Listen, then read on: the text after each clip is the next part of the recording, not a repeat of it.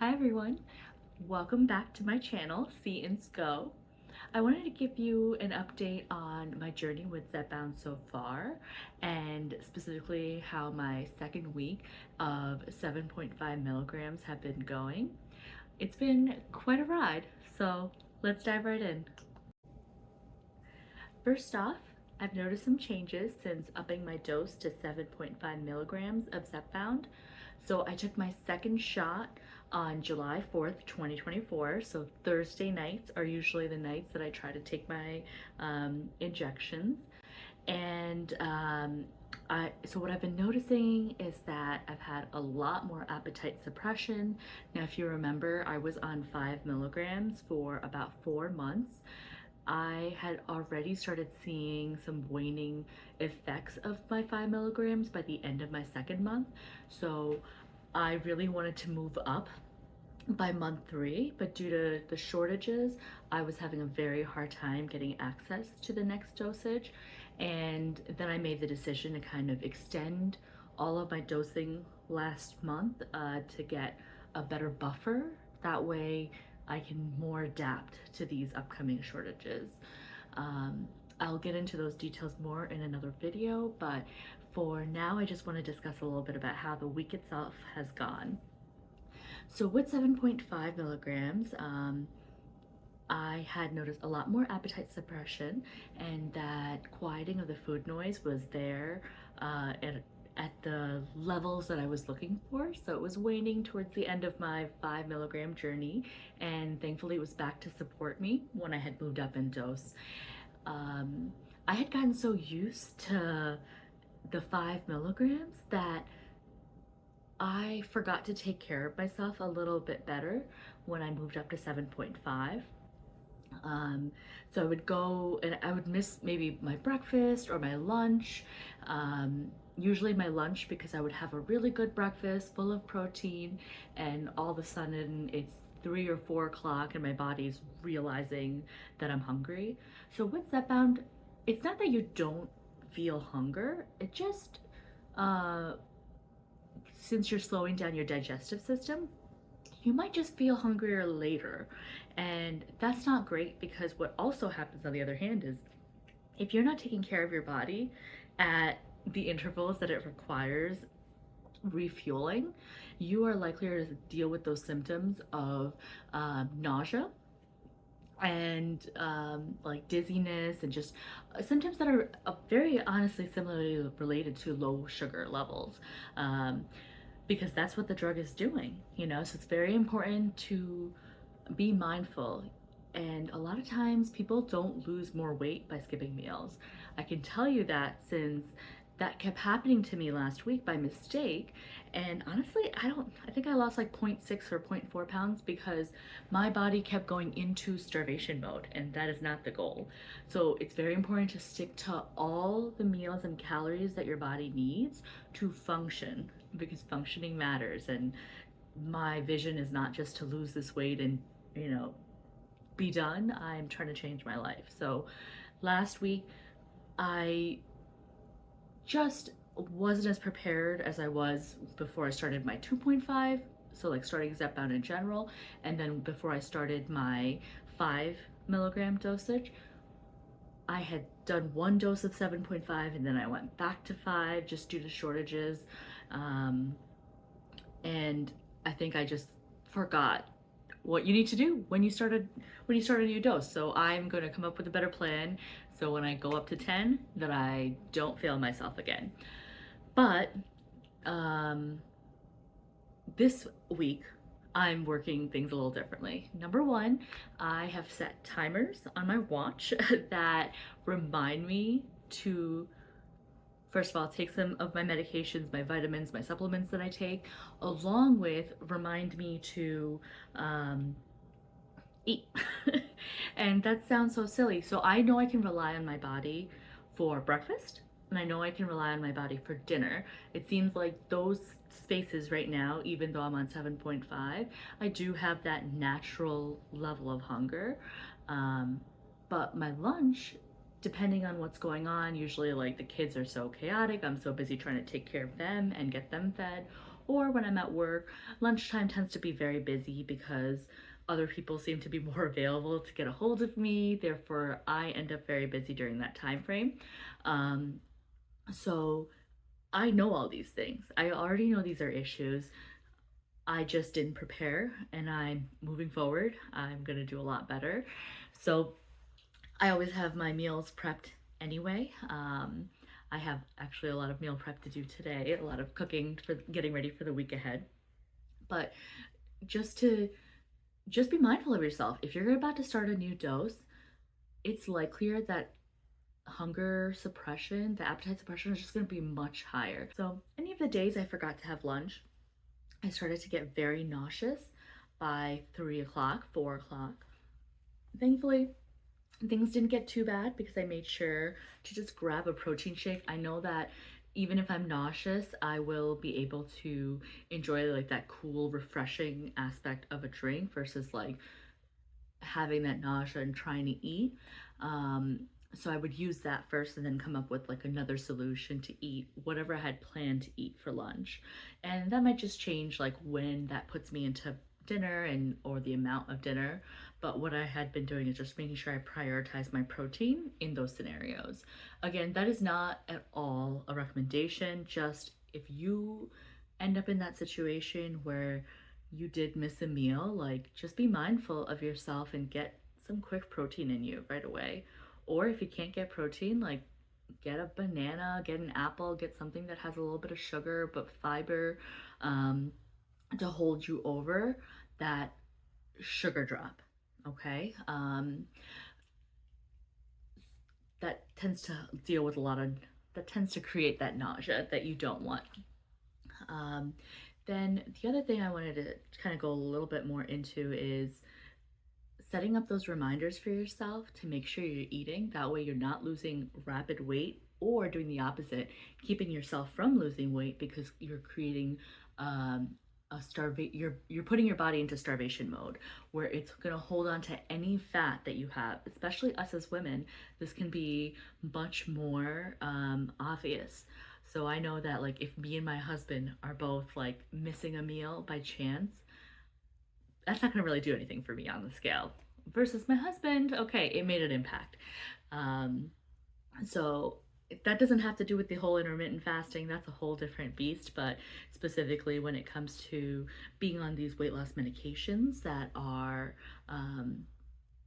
working the GLP-1 pathway, like you want to make sure that you are fueling your body to continue losing weight in a healthy way without going over any of your calorie needs.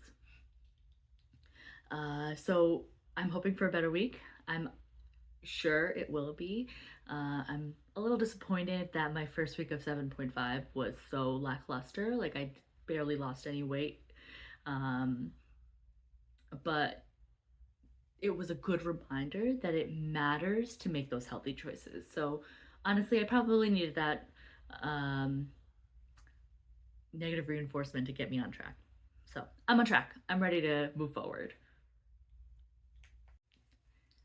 So moving on to how things went for my fitness aspect of my weight loss journey. So I was very excited to be starting 7.5. I had a lot of hopes and dreams and aspirations that I kind of put all into one space. And with that in mind, I decided I'm going to start trying to train for a 5K. So I had already been walking like over a month consecutively every single day, whether walking or doing some strength training, ideally both. I felt like I had already gotten comfortable with that level of activity and I needed to challenge my body to push it to the next level. And it's time. It's time after all this time of just kind of being so sedentary to get my body moving.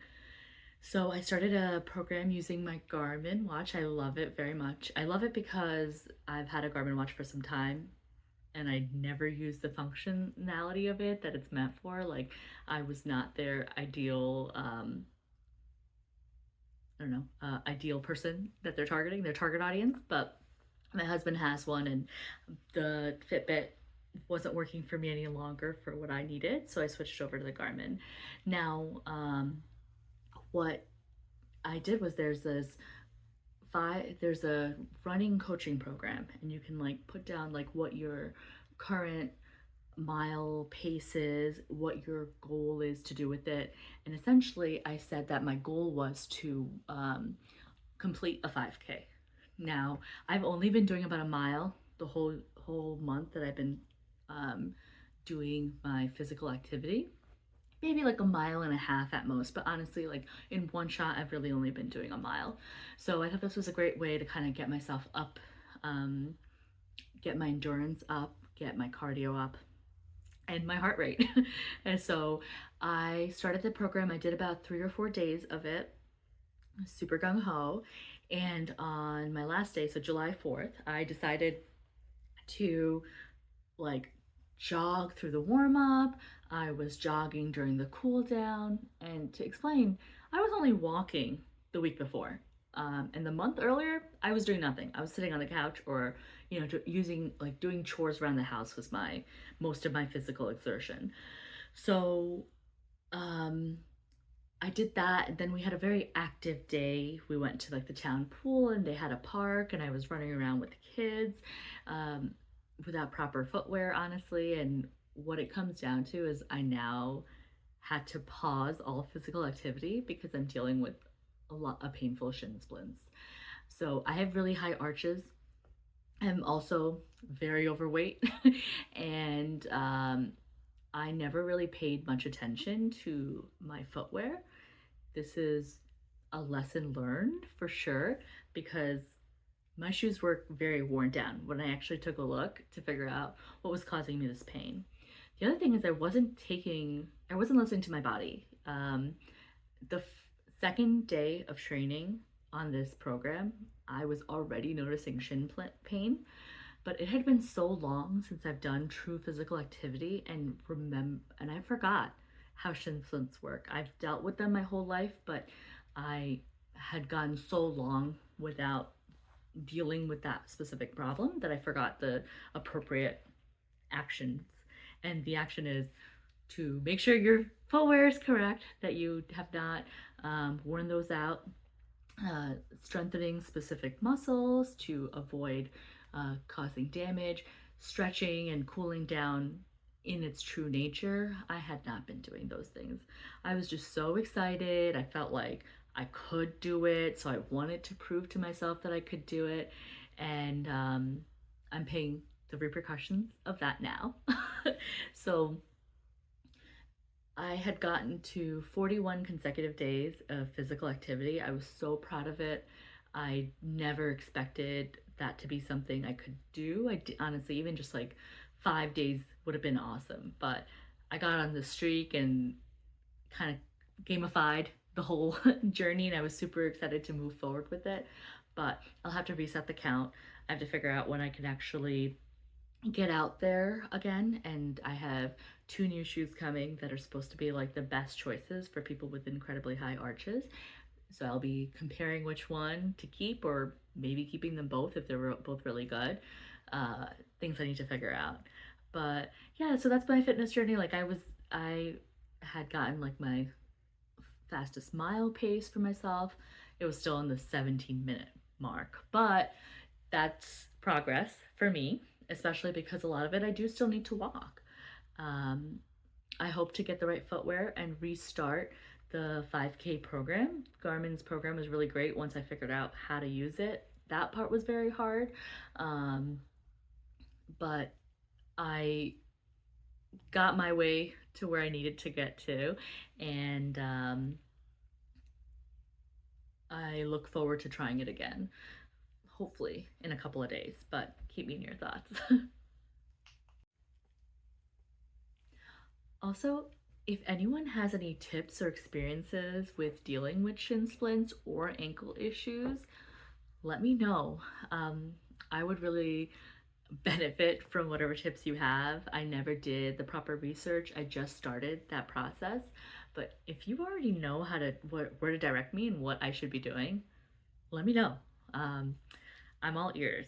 Let's share the advice, support each other. Like, on this journey of ours and get that community going. Honestly, that's the whole reason I'm doing this. I'm out here talking about my experiences because shared knowledge gets us much further than each of us having to suffer through it ourselves.